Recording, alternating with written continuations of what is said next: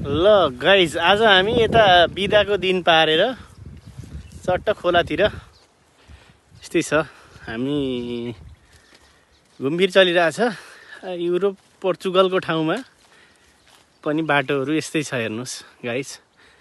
लगत्तै 2 दिन बिदा के गरौँ कसो गरौँ भन्ने भएर टक्क ढाका टोपी लगाई चस्मा लगाइवरी गरेर खोलातिर बसाइ नवीनजी र म टक्क लाएर नवीनजीको साथ छ। अनि हेर्न सक्नुहुन्छ खोला टक्क लाएर नेपालको जस्तै छ। अनि साथ दिँदै हुनुहुन्छ मलाई आज नवीनजी पनि यतै मसँगै हुनुहुन्छ आज। माछा छ त नवीन त यहाँ त हेर्नुहोस् ल, माछा हेर्न सक्नुहुन्छ तपाईँले। ठुलो माछा छ। ल आज माछा समात्नुपर्छ है साथी। नवीन दाइ आउनुहोस् त माछा समात्नु हजुरले। त्यहाँ छ माछा नवीन दाइ। हेर्नु त को ठुलो माछा। माछा नवीन दाइ जानु समात्नु। हान्नु ढुङ्गाले हान्नु। मार्यो हानो ढुङ्गाले हान्यो। तपाईँ जुत्ता छोडाउनुहोस्। पारि पुगे माछा। तपाईँ जुत्ता छोडाउनुहोस् पहिला। ल छिट्टो जुत्ता छोडाएर जानुहोस् त हजुर।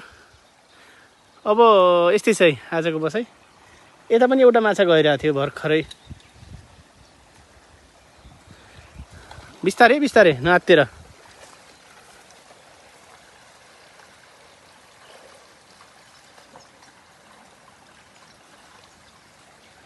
नवीनजी चाहिँ उता जानुभयो माछा समात्न। ठुलै माछा छ आज। 4-5 किलोको माछा छ। नवीन दाइ राम्रोसँग है।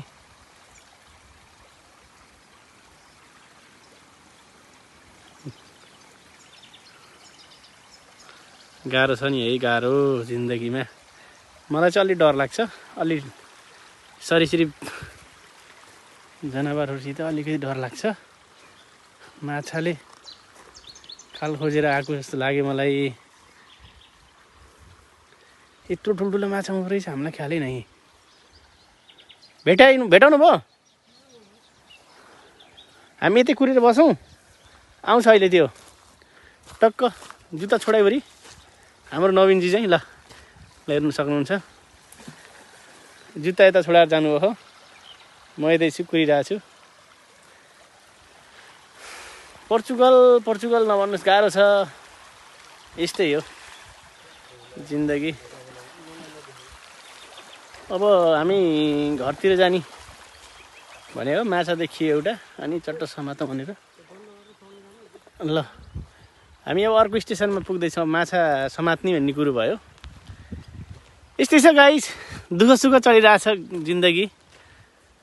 हाम्रो युट्युब च्यानललाई सब्सक्राइब गरिदिनु होला, माया गरिदिनु होला, लाइक गरिदिनु होला। के गर्ने, नेपाललाई सम्झिन मन लाग्छ।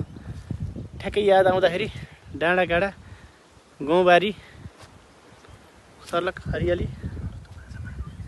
अब हामी अर्को स्टेसनमा जाँदैछौँ। हेर्न सक्नुहुन्छ गाउँबारी त कति छ के।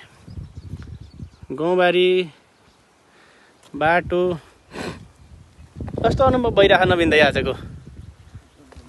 ठिक छ नि, माछा चाहिँ राम्रै रहेछ। हामी यदि बाहिर बस्छौँ एकछिन। ल हाम्रो नवीनजीले चाहिँ जुत्ता हातमा समात्नु भयो माछा समात्नलाई। ठिक छ नि। ल अलि सर्माउँछन् क्या नवीन दाइ फेरि। बेकार नजाउँ, उता नजाउँ, यहीँ कुरेर बसौँ। एकछिनमा त्यो माछा आउँछ घाममा खेल्दै अनि समात्नुपर्छ।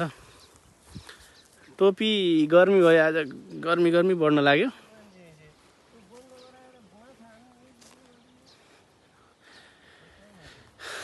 गाह्रो छ नि, गाह्रो छ।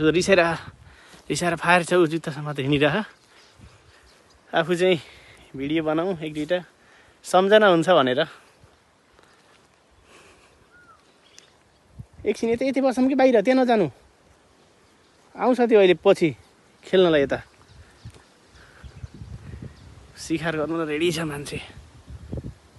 शिकार नफुत्काउ है साइला। चट्ट लाएर यदि माछा समात्यो भने हामीले अर्को भिडियोमा चाहिँ माछाको भिडियो बनाउँछौँ। ल अहिले चाहिँ हामी माछातिर लाग्छौँ, एकछिन माछा कुर्छौँ। माछा मऱ्यो भने टक्क लाएर च्याप्प भुटेर सितन, रक्सीको सितन है गाइज खानुपर्छ। रक्सी खानुपर्छ, ज्यान बनाउनुपर्छ, कहिलेकाहीँ खानुपर्छ। बाहुनको छोरो भएपछि त त्यति त गर्न परिहाल्यो। अनि कस्तो लाग्छ तपाईँलाई? जस्तो लाग्छ त्यस्तै सल्लाह सुझाव प्रतिक्रिया दिनु होला। नेपाल हो यो, अब पोर्चुगललाई सानो नेपालै भनौँ। अब आएको पनि 3-4 वर्ष भइसक्यो। यस्तै छ, बसाइ गाउँतिर छ।